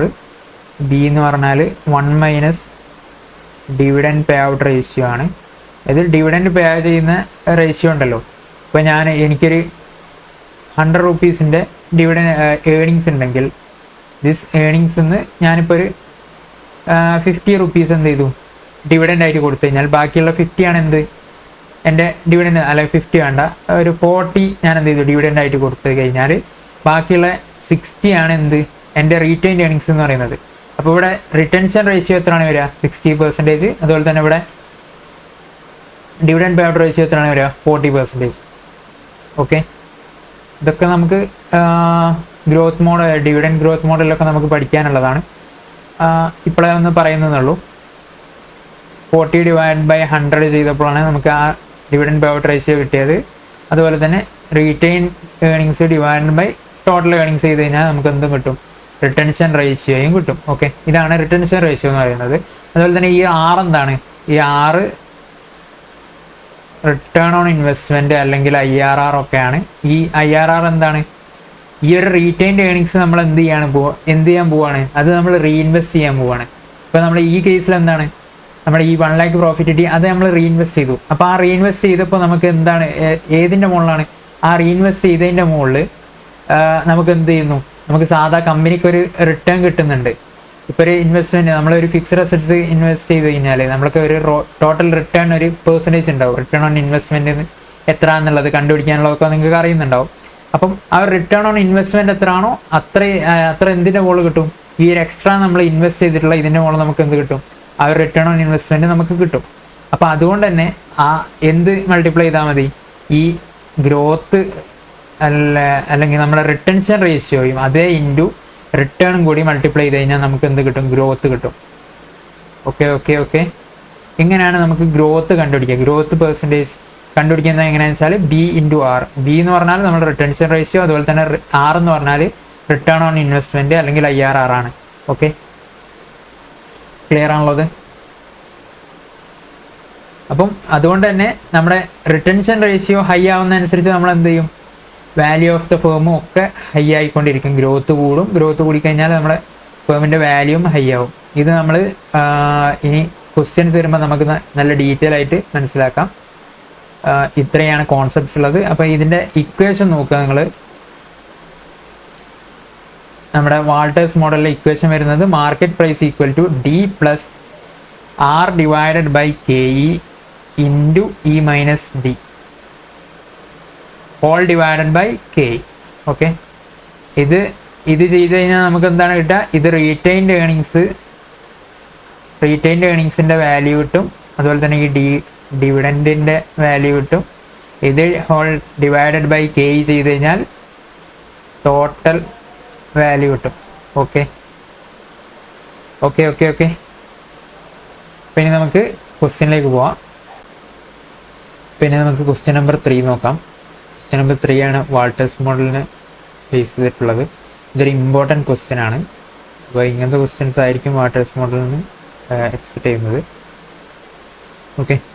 Question 3, the earnings per share of the company is ₹10 and the rate of capitalization applicable to the company is 10%. Company has 3 options of paying dividends: 50%, 75%, 100%. Calculate the market price of the shares as per Walters model if it can earn the return of 15%, 10%, 5% on its retained earnings. Okay. ഇതാണ് question വരുന്നത്. അപ്പോൾ ഇതിൽ ആദ്യം തന്നെ നമുക്ക് എന്ത് ചെയ്യാം? Given എടുത്ത് എഴുതാം. ഗിവൺ എന്താണുള്ളത്? ഗിവണിൽ EPS ₹10 ആണ്. അതുപോലെ തന്നെ rate of capitalization applicable to companies 10% എന്ന് പറയുമ്പോൾ അവിടെ KE ആണ് ഉദ്ദേശിക്കുന്നത്. KE is 10%. And the company has 3 options of paying dividend. ഈ പേയിങ് ഡിവിഡൻഡ് 50%, 75%, 100% ഇങ്ങനെ 3 ടൈപ്പായിട്ടാണ് കൊടുത്തിട്ടുള്ളത്. അപ്പോൾ നമ്മൾ എന്ത് ചെയ്യണമെന്ന് വെച്ചാൽ ഈ 3 രീതിയിൽ നമ്മൾ എന്ത് ചെയ്യണം? കാൽക്കുലേറ്റ് ചെയ്യണം. അതുപോലെ തന്നെ ഇവിടെ 3 ക്വസ്റ്റ്യൻസ് ഉണ്ട്. അതായത് ഒന്ന് എയിൽ പറയുന്നത് 15% നമുക്ക് റിട്ടേൺ ഉള്ള കേസിൽ, അതുപോലെ തന്നെ 10% റിട്ടേൺ ഉള്ള കേസ്, 5% റിട്ടേൺ ഉള്ള കേസ്. അപ്പോൾ എങ്ങനെ ചെയ്യണമെന്ന് വെച്ചാൽ 50%ൻ്റെ ഒരു കേസ്, 75%ൻ്റെ ഒരു കേസ്, 100% ഒരു കേസ്, അങ്ങനെ വെർട്ടിക്കലായിട്ട് 3 കേസ് ഇടുക. അതുപോലെ തന്നെ ഹൊറിസോണ്ടലി ആദ്യം 50% റിട്ടേൺ ഉള്ള ഒരു കേസ്, പിന്നീട് 10% റിട്ടേൺ ഉള്ള കേസ്, 5% റിട്ടേൺ ഉള്ള കേസ്. അപ്പോൾ എങ്ങനെ ചെയ്യേണ്ടതെന്ന് വെച്ചാൽ ഇങ്ങനെ ചെയ്യാം. ഇങ്ങനെ ചെയ്യുന്നതാണ് ഏറ്റവും എളുപ്പമുള്ള രീതി. അപ്പോൾ ഇതെങ്ങനെ ചെയ്യാൻ ഒന്നുമില്ല, ഈ ഇക്വേഷൻ നിങ്ങൾ മനസ്സിലാക്കി കഴിഞ്ഞാൽ പിന്നെ വേറെ ഒന്നും ചെയ്യാനില്ല. ആദ്യം തന്നെ ഗിവൺ എടുത്ത് എഴുതുക, പിന്നെ ഇക്വേഷനിലേക്ക് കൊടുത്തു കഴിഞ്ഞാൽ പിന്നെ ഒന്നും ചെയ്യാനില്ല. ഇക്വേഷൻ നിങ്ങൾ മനസ്സിലാക്കി കഴിഞ്ഞാൽ പിന്നെ പഠിക്കുന്ന ആ ബേർഡൻ ഉണ്ടാവില്ല. എന്താണ് അതിൻ്റെ കോൺസെപ്റ്റ്, എന്തെല്ലാമാണ് അതിലുള്ളത് എന്ന് മനസ്സിലാക്കി കഴിഞ്ഞാൽ പെട്ടെന്ന് തന്നെ നിങ്ങൾക്ക് ചെയ്യാൻ പറ്റും. ഇപ്പോൾ ഇക്വേഷൻ എങ്ങനെയാണ് വരുന്നത്? Market price equal to D plus R divided by KE into E minus D divided by KE. Okay, whole divide by KE ആണ്. ഓക്കെ, അപ്പോൾ ആദ്യം തന്നെ ഡിവിഡൻഡ് പേ ഔട്ട് റേഷ്യോ 50% ഉള്ള ഒരു കേസ് എടുക്കുക. അതുപോലെ തന്നെ ഡിവിഡൻഡ് പേ ഔട്ട് റേഷ്യോ 75% ഉള്ള ഒരു കേസ് എടുക്കുക. ഡിവിഡൻഡ് പേ ഔട്ട് റേഷ്യോ 100% ഉള്ള കേസ് എടുക്കുക. അപ്പോൾ ഇതിൽ A ക്വസ്റ്റ്യൻ എന്ന് പറയുന്നത് റിട്ടേൺ 15% ഉള്ള കേസ്, D ക്വസ്റ്റ്യൻ എന്ന് പറയുന്നത് 10% ഉള്ള കേസ്, C എന്ന് പറയുന്നത് റിട്ടേൺ 5% ഉള്ള കേസ്. ഇങ്ങനെ 3 കേസാക്കി തിരിക്കുകയും ചെയ്തു. ഓക്കെ, അപ്പോൾ അതിൽ ഡിവിഡൻഡ് പേ ഔട്ട് റേഷ്യോ 50% ഉള്ള കേസിൽ നോക്കാം ആദ്യം തന്നെ നമുക്ക്. അപ്പോൾ ഇക്വേഷൻ എങ്ങനെയാണ്? ആദ്യം തന്നെ ഡിവിഡൻഡ് പേ ഔട്ട് റേഷ്യോ 50% ഉള്ളപ്പോൾ ഡിവിഡൻഡ് എത്രയാണ് വരിക? ഇവിടെ നമുക്ക് എന്താണെന്ന് വെച്ചാൽ നമ്മൾ ലിനിയേഴ്സ് മോഡൽ പഠിച്ച പോലെ അവിടെ അഡ്ജസ്റ്റിംഗ് ഫാക്ടറിൻ്റെ ആ ഒരു കോൺസെപ്റ്റ് ഇവിടെ വരുന്നില്ല. അപ്പോൾ അതിനെ കൊണ്ട് തന്നെ നമുക്ക് എന്ത് ചെയ്യാന്ന് വെച്ചാൽ നേരെ ടാർഗറ്റഡ് പേ ഔട്ട് റേഷ്യോ, നമ്മുടെ പേ ഔട്ട് റേഷ്യോ നേരെ ഏണിങ്സ് കൊണ്ട് മൾട്ടിപ്ലൈ ചെയ്താൽ, അതായത് നമ്മളെ earnings into dividend pay out ratio നേരെ മൾട്ടിപ്ലൈ ചെയ്താൽ നമുക്ക് കിട്ടുന്നത് തന്നെ ആയിരിക്കും നമ്മുടെ ഡിവിഡൻഡ്. അവിടെ ഡിഫറൻസ് വരാൻ കാരണം എന്താണെന്ന് വെച്ചാൽ അവിടെ ഒരു അഡ്ജസ്റ്റിംഗ് ഫാക്ടർ എന്ന് പറഞ്ഞ ആ ഒരു ഫാക്ടർ ഉള്ളതിനെ കൊണ്ട് മാത്രമാണ് ആ ഒരു ഡിഫറൻസ് വരുന്നത്. ഓക്കെ, അങ്ങനെ ഒരു അഡ്ജസ്റ്റിംഗ് ഫാക്ടറിനെ കൺസിഡർ ചെയ്യുന്നില്ല ഇവിടെ ഈ വാൾട്ടേഴ്സ് മോഡലിലോ അല്ലെങ്കിൽ ബാക്കിയുള്ള മോഡൽസിലൊന്നും ആ ഒരു അഡ്ജസ്റ്റ്മെൻറ്റ് ഫാക്ടർ നമ്മൾ കൺസിഡർ ചെയ്യുന്നില്ല. ഓക്കെ, അപ്പോൾ അതുകൊണ്ട് തന്നെ നമുക്ക് എന്ത് ചെയ്യാം? നേരെ ഡിവിഡൻഡ് ഇവിടെ എങ്ങനെ കാൽക്കുലേറ്റ് ചെയ്യാം? ഞാനിവിടെ ഡിവിഡൻഡ് കാൽക്കുലേറ്റ് ചെയ്യാൻ ഇവിടെ ഏണിങ്സ് എനിക്ക് തന്നിട്ടുണ്ട്. ഇവിടെ ഓൾറെഡി ഗിവൺ ആയിട്ടുള്ള ഐറ്റംസ് എന്തൊക്കെയാണ്? EPS ₹10 എന്നുണ്ട്. EPS 10 ആണ്. EPS 10 ആണെങ്കിൽ ഡിവിഡൻഡ് പേ ഔട്ട് റേഷ്യോ 50 ആകുമ്പോൾ എത്രയാണ് വരിക? ഇൻറ്റു 50% ഇസ് ഈക്വൽ ടു 5 ആയിരിക്കും ഫസ്റ്റ് കേസിൽ ഡിവിഡൻഡ് വരുന്നത്. രണ്ടാമത്തെ കേസിൽ എത്രയാണ്? 75% ആണ്. 10 ഇൻറ്റു 75% ഈക്വൽ ടു 7.5 ആയിരിക്കും ഡിവിഡൻഡ്. പിന്നീടുള്ളതിൽ 10 ഇൻറ്റു 100% ഈക്വൽ ടു 10 ആയിരിക്കും ഡിവിഡൻഡ്. ഓക്കെ, ഇങ്ങനെയാണ് 3 കേസ് വരുന്നത്. ഇപ്പോൾ ഡിവിഡൻഡ് കിട്ടി. അപ്പോൾ ആദ്യം തന്നെ എന്താണ്? P is equal to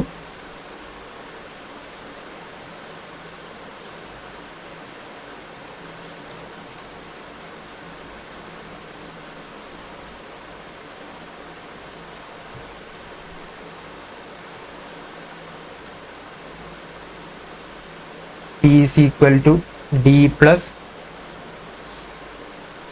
R divided by KE into E minus D all divided by KE. Okay, equal to dividend എത്രയാണ്? 5 പ്ലസ് റിട്ടേൺ എത്രയാണ് വരുന്നത്? റിട്ടേൺ എത്രയാണെന്ന് തന്നിട്ടുണ്ടോ? റിട്ടേൺ എത്രയാണെന്നുള്ളത് എവിടെയാണ് തന്നിട്ടുള്ളത്? ഇവിടെ നമുക്ക് എ ബി സി എന്ന് പറഞ്ഞ 3 കോൺസെപ്റ്റ് ഇല്ലേ. അപ്പോൾ അതിൽ എ എന്ന് പറയുന്നത്, എയിൽ എത്രയാണ് റിട്ടേൺ വരുന്നത്? 15% ആണ്. അപ്പോൾ 15% ഡിവൈഡഡ് ബൈ കെ ഇ എത്രയാണ് വരുന്നത്? കെ ഇ വരുന്നത് 10% ആണ്. ഇൻറ്റു ഇ എത്രയാണ് വരുന്നത്? ഏർണിങ്സ് 10 ആണ്. 10 minus B 5 whole divided by 10%. അപ്പം ഇവിടെ 5 plus 15 divided by 10 into 10 minus 5 whole divided by 10% equal to 5 plus 7.5 divided by 10% എന്ന് പറയുമ്പോൾ 125 ആണ് നമ്മുടെ മാർക്കറ്റ് വാല്യൂ വരുന്നത്. ഓക്കെ, അപ്പോൾ ഇതുപോലെ തന്നെ എല്ലാ ക്വസ്റ്റ്യൻസിലും നമ്മൾ എന്ത് ചെയ്യുക? എല്ലാ പാർട്സിലും ആൻസർ ചെയ്യുക. അതായത് 50% ഡിവിഡൻഡ് പേയ്ഡ് റേഷ്യോ ഉള്ളത് നമ്മൾ ചെയ്തു. ഇനി 75% ഉള്ളത് 15% റിട്ടേൺ ഉള്ള ടൈമിൽ എത്രയാണ് വരുന്നത് നോക്കാം. ഇതുപോലെ തന്നെ ചെയ്താൽ മതി. ഈ ഇക്വേഷൻ എഴുതുക, എന്നിട്ട് ചെയ്യുക. ഇത് ഞാൻ ഇക്വേഷൻ എഴുതാതെ നിന്നത് ഒന്നുകൊണ്ടല്ല, ഞാൻ നിങ്ങൾ പിന്നെ എക്സാമിന് ടൈം ഉണ്ടെങ്കിൽ നിങ്ങൾ എന്ത് ചെയ്യുക? ഈ ഇക്വേഷനൊക്കെ എഴുതിയിട്ട് ചെയ്യുന്നതായിരിക്കും ഏറ്റവും ബെറ്റർ ആയിട്ടുള്ള പ്രസൻറ്റേഷൻ. ഓക്കെ, ഇക്വേഷൻ മാക്സിമം എഴുതാൻ ശ്രമിക്കുക. ഓക്കെ, ഇപ്പം തന്നെ നിങ്ങൾ ക്ലാസ് കാണുമ്പോൾ തന്നെ ഒരു പേപ്പർ പേന എടുത്ത്, അല്ലെങ്കിൽ ബുക്ക് ഉണ്ടെങ്കിൽ ബുക്ക് എടുത്തിട്ട് ചെയ്ത് നോക്കിക്കൊണ്ടിരിക്കുക. അപ്പോൾ നിങ്ങൾക്ക് എന്താവും? ഓൾറെഡി ചെയ്യുമ്പോൾ, നമ്മൾ ക്വസ്റ്റ്യൻ ചെയ്യുമ്പോൾ നമുക്ക് എക്സാമിന് പോയി എഴുതുമ്പം അത് എഴുതാനുള്ളൊരു എന്താ പറയുക, എഴുതി തുടങ്ങുമ്പോൾ നമുക്ക് അത് കിട്ടുള്ളൂ. അല്ലെങ്കിൽ എന്താണെന്ന് വെച്ചാൽ നമ്മൾ ഇപ്പം എവിടുന്ന് ജസ്റ്റ് നോക്കിയിട്ട് ഇങ്ങനെയാണ് ചെയ്യലെന്ന് വിചാരിച്ചാൽ നമ്മൾ എക്സാമിന് പോകുമ്പോൾ എന്താണെന്ന് വെച്ചാൽ നമ്മൾ എഴുതാൻ തുടങ്ങുമ്പോൾ നമുക്ക് കിട്ടൂല. ആ ഒരു സ്റ്റെക്ക് അവിടെ അനുഭവപ്പെടും. അപ്പം ആ ഒരു സംഭവം ഇല്ലാതൊക്കെ നിങ്ങൾ എന്ത് ചെയ്യുക? എന്തായാലും ബുക്കും പേനയൊക്കെ എടുത്ത് എഴുതി ക്വസ്റ്റ്യൻസ് ഒക്കെ നിങ്ങൾ എന്ത് ചെയ്യുക? എഴുതി പ്രാക്ടീസ് ചെയ്യുക. അപ്പം എക്സാമിൻ്റെ തലേന്നല്ല, തലേന്നിന് മുന്നേ തന്നെ എല്ലാം പ്രാക്ടീസ് ചെയ്ത് ഫുൾ റെഡിയാക്കി വെക്കുക. എന്നിട്ട് ലാസ്റ്റ് ഡേ എക്സാമിൻ്റെ തലേന്ന ദിവസത്തേക്ക് നിങ്ങൾ എന്ത് ചെയ്യുക? ഒരു ഇമ്പോർട്ടൻ്റ് ആയിട്ട് നിങ്ങൾക്ക് എന്തായാലും ചെയ്യണം എന്ന് തോന്നുന്ന കുറച്ച് ക്വസ്റ്റ്യൻസ് മാത്രം മാറ്റി വെക്കുക. എന്നിട്ട് എന്ത് ചെയ്യുക? അത് പിന്നീട് ആ എക്സാമിൻ്റെ തലേന്നത്തെ ദിവസം ഒന്ന് ചെയ്ത് നോക്കുക. അപ്പോൾ എന്താണെന്ന് വെച്ചാൽ ബാക്കിയുള്ള ആ ഒരു നിങ്ങൾക്ക് ടഫായിട്ട് തോന്നിയിട്ടുള്ള ആ ക്വസ്റ്റ്യൻ ആയിരിക്കും നിങ്ങളന്ന് ചെയ്യുന്നുണ്ടാവുക. അപ്പോൾ ബാക്കിയുള്ള എല്ലാ ക്വസ്റ്റ്യൻസും എന്തായിരിക്കും? നിങ്ങൾ ഏതാണ്ട് ആ ഒരു ക്വസ്റ്റ്യൻ ചെയ്യുന്നതിൽ കൂടി തന്നെ എന്തായിരിക്കും? ബാക്കിയുള്ള എല്ലാം കൂടി കവർ ആവുന്ന രീതിയിൽ അപ്പോൾ നിങ്ങൾക്ക് ഫുള്ളായിട്ട് കവർ ചെയ്യാൻ പറ്റും. ഓക്കെ, അപ്പോൾ ഈ ഇക്വേഷൻ എഴുതുക. എന്നിട്ട് അപ്പോൾ ഇങ്ങനെ ഓരോന്ന് ചെയ്യുമ്പോൾ നിങ്ങൾക്ക് എങ്ങനെ കിട്ടും? രണ്ടാമത്തെ കേസ് 75% ആവുന്ന കേസ് 7.5 ഡിവിഡൻഡ് ആവുന്ന കേസിൽ എങ്ങനെ കിട്ടും? E is equal to 7.5 plus 15 divided by 10 into 10 minus 7.5 equal to അവിടെ 7.5 plus 3.75 എന്ന് വരും. ഈ ഡിവൈഡ് ബൈ 10% എന്ന് പറയുമ്പോൾ 112.5 ആണ് ഇവിടെ വരുന്നത്. ഓക്കെ, സെക്കൻഡ് കേസ് അങ്ങനെ വരുന്നുണ്ട്.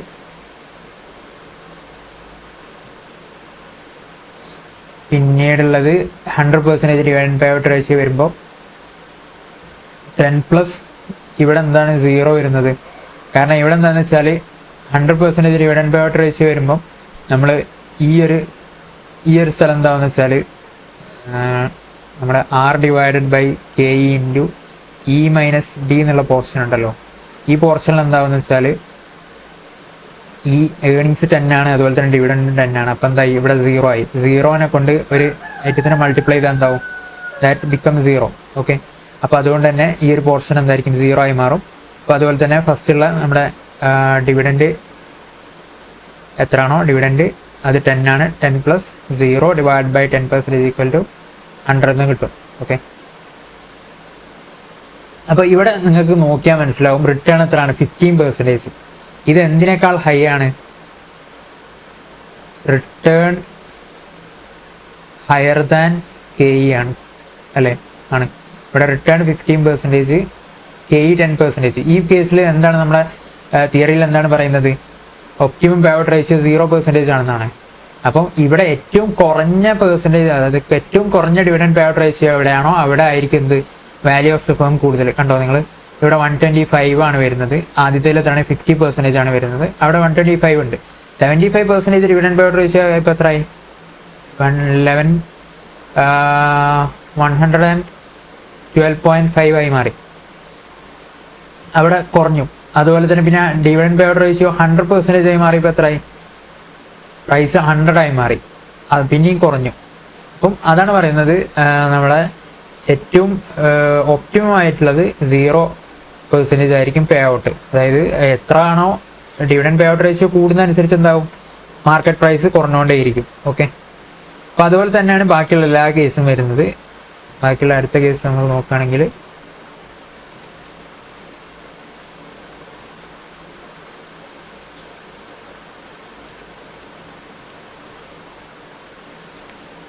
ഇവിടെ ഇക്വേഷൻ അത് തന്നെയാണ് വരിക.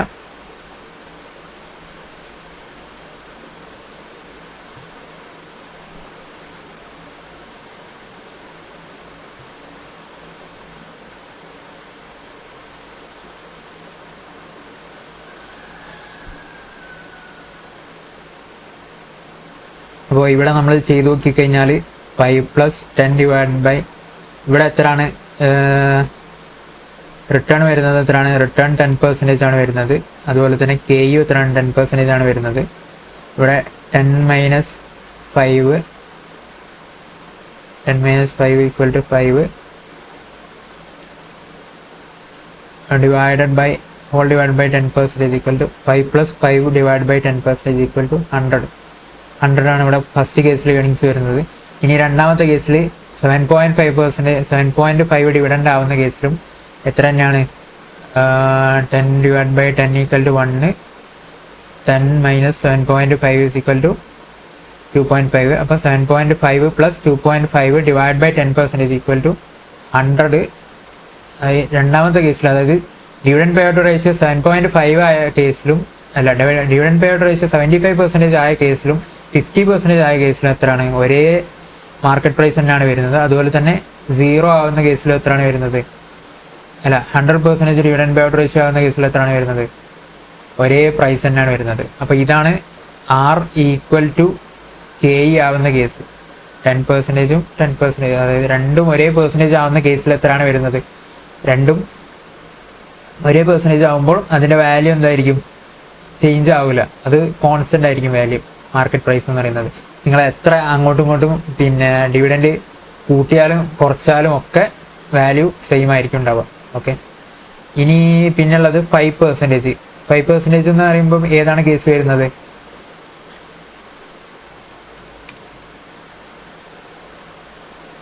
എന്ന് പറയുമ്പം റിട്ടേൺ 5% എന്ന് പറയുമ്പം റിട്ടേൺ ലെസ് ദാൻ KE ആണ്. KEനേക്കാൾ കുറവാണ് റിട്ടേൺ. ആ കേസിൽ നമ്മൾ എന്താണ് ചെയ്യേണ്ടത്? Higher the dividend pay out ratio, higher the value ആണ് വരിക. അപ്പം ഇവിടെ നമുക്ക് ഫസ്റ്റ് കേസിൽ ഡിവിഡൻഡ് 5 ആണ്.